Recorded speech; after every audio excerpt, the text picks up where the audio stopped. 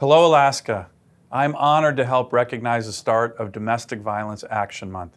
Every year in October, we commemorate Domestic Violence Action Month and take the opportunity to remember victims and survivors, as well as those who support them day in and day out, like so many of you.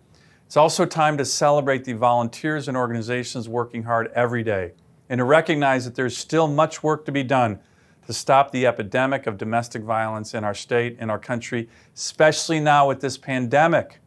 As your U.S. Senator, combating domestic violence has been one of my top priorities.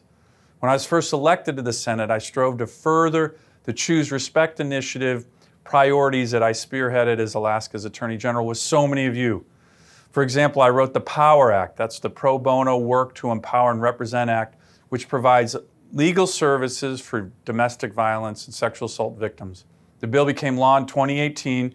We had our first POWER Act Summit in the summer of 2019, with the second one coming up at AFN this fall. Building on the POWER Act, I was able to pass laws to bring more resources for prosecuting sex traffickers and to protect our kids from online predators.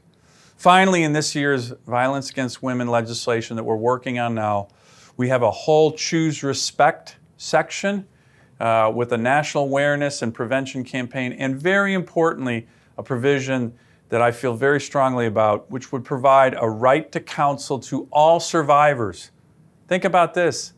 A perpetrator, say a rapist, gets a Sixth Amendment right to counsel, even if he can't afford a lawyer. The victim gets nothing. The victim should have a lawyer too. That's what my bill does. Domestic Violence Action Month is a time to celebrate progress and acknowledge there is so much work left to be done. I believe change is possible. I believe in a future for Alaskans that is different, better, safer than today.